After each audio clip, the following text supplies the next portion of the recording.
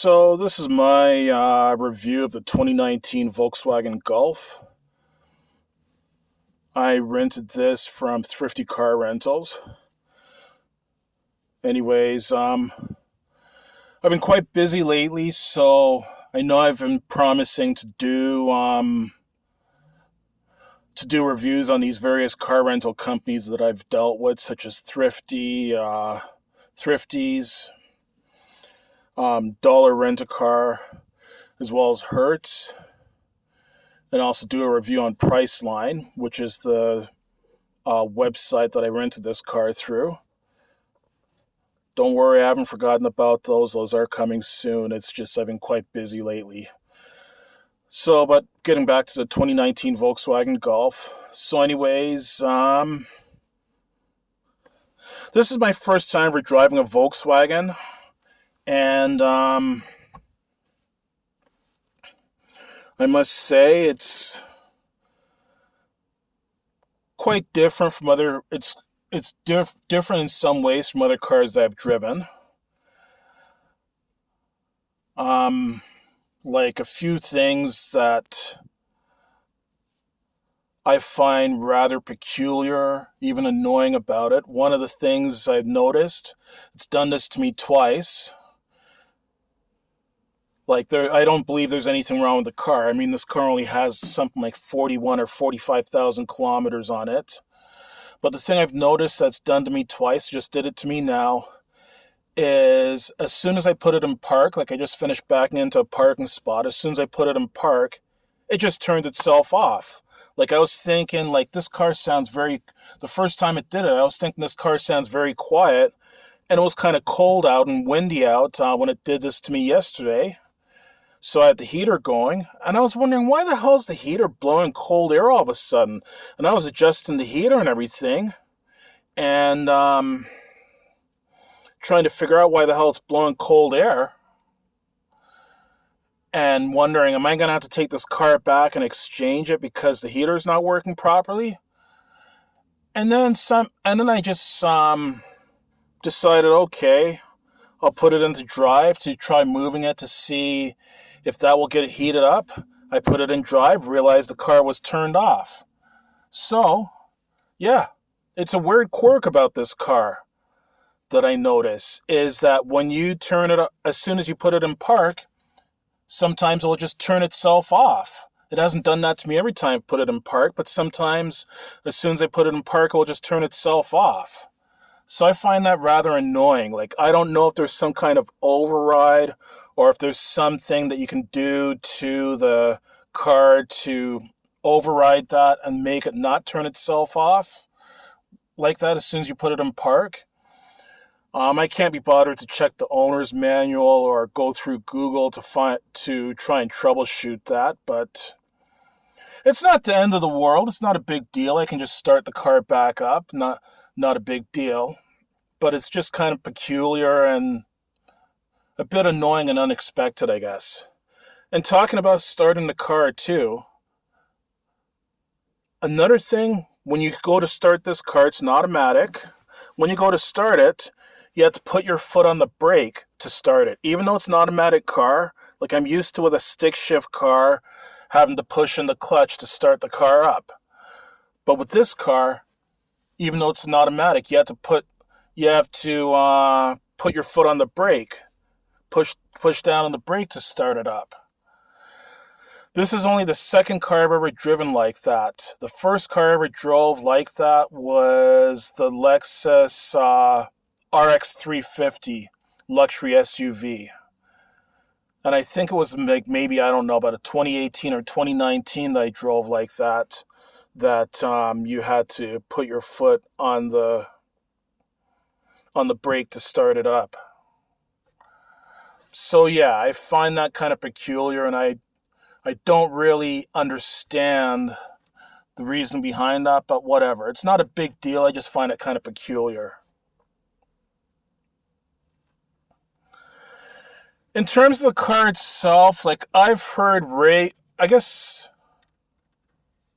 I've heard rave reviews from some people about Volkswagens. Like, I know some Volkswagen owners that swear by Volkswagens and say they would never drive anything or own anything else but a Volkswagen.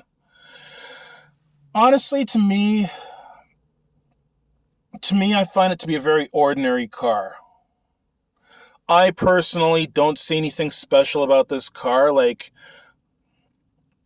I don't have any major complaints about it. It drives okay. The acceleration's okay. The braking's fine. The handling's not bad. But I just find it to be and so far the gas mileage has been okay as well too. I think it's got a 50-liter gas tank. I've put on a, a little over 200 kilometers on it, somewhere between 200 and 300 kilometers so far, and I've gone through half a tank of gas. And this is a gasoline edition of the Volkswagen Golf as well too, because I know a lot of Volkswagens are diesel powered. This one's gasoline. So while I don't have any major complaints about it, this car really doesn't wow me or blow me away or anything like that. Like, to me, it's just a pretty average, ordinary car. Like, I will say one thing with the entertainment system is that the stereo is pretty decent.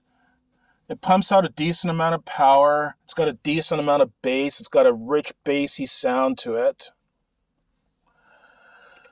Another unusual thing about this car compared to other cars I've driven so far, the great majority of cars that I've driven have the gas tank on the left-hand side. So when you go to gas it up, the gas door and the gas cap and all that are on the left-hand side. So you got to pull up to the gas pump on the driver's side of the car. This Volkswagen Golf, it actually has the gas tank on the right-hand side of the car. Now, I think it's something with some European cars too, but I've heard with different European cars, like I think Saab might do that as well, and possibly Volvo. I heard the reason why they'll put the gas tank on the right-hand side of the car is so that if you're driving in Europe or other places where the steering wheel is on the left-hand side of the car and you drive on the right-hand side of the road, so that if you run out of gas, then you'll be adding gas from the passenger side of the car as opposed to the driver's side of the car. So I think they do it as a safety thing. So, yeah, that's another unusual thing about this car. And I feel for a 2019 car, it's just, to me, this design is looking very dated. Like, they've pretty much had the Volkswagen Golf has pretty much had the same shape and pretty much the same design for quite a few years now. Like, yeah, they have made some minor changes to, like, the headlight. They've changed up the appearance of the headlights and the tail lights and that kind of thing. But apart from that, this car pretty much has stayed the same, at least for the Canadian market, for quite a few years now. Like, in my opinion, it's kind of a stale-looking appearance. Like, the interior, it's just ordinary. I think it's time to, go back to the drawing board and redesign, like give the Golf a facelift. I think it needs a facelift. It needs a new look to it. Freshen it up a little bit. Like, in my opinion, it's just kind of a stale, dated look to it. Now, personally, my personal feelings about Volkswagen itself is that I wouldn't buy a Volkswagen myself, because I've only met two different types of Volkswagen owners. I've met Volkswagen owners that will swear by their Volkswagens, that wouldn't drive anything else, that have had Volkswagens like for 8 or 900,000 kilometers or 1,000,000 kilometers, and they've never had any problems with it. They've never had to replace the engine or anything like that. So there's those Volkswagen owners that have never had a single problem.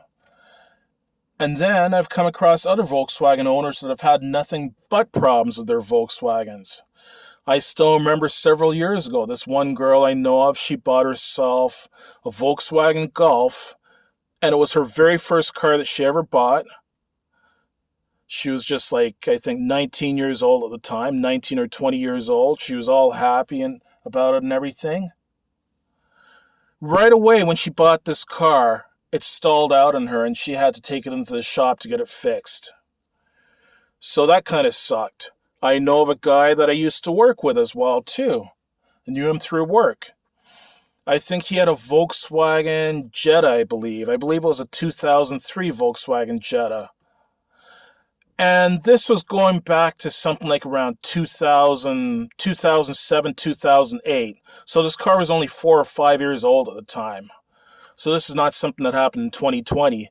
And he was telling me that he was spending the equivalent of a car payment every month to fix different issues with that Volkswagen, with that 4 or 5 year old Volkswagen Jetta. Like he was spending $300 to $400 a month to fix the Volkswagen Jetta. Like as an example, I know of someone who was telling me he bought himself a Volkswagen Golf, and one day it just stalled out on him. They ended up having to take apart the entire steering column to try and diagnose this problem, and it just turned out that it was one burnt out faulty wire that was wrong with this car. Just to replace one stupid wire, it ended up costing him $1,200. So yeah, personally myself, I wouldn't buy a Volkswagen. Now, what I have heard is that the Volkswagens that are actually built in Germany, built for the European market, I've heard they're of much better quality than the Volkswagens that are built for the North American market, like here in Canada as well as in the US. Because I heard the Volkswagens that are built for the North American market are built in, I believe, Japan. Not Japan. I believe Mexico is where some of them are built and others are built in Brazil. And I've just heard that they're of lousy quality and they're quite troublesome and expensive and temperamental to maintain and own. So overall, if I had to give this car a rating between 1 and 5, 1 that it sucks and 5 that it's excellent and love it, I guess I would give it a 3-star rating, 3 stars out of 5. So I don't have any major complaints about it, but I don't really have, not really wowed or blown away by it. Like, to tell you the truth, the Toyota Corolla and the Kia Forte that I drove, I liked a lot more than this Volkswagen Golf. It's a matter of fact, even the Hyundai Accent, the Kia Rio that I drove, and the Nissan Micra that I drove, for some reason I like more than this Volkswagen Golf. Maybe it's just me, you might disagree with me completely, that's fine, but yeah, that's my review of the Volkswagen Golf, is that I just see it as being a very average car.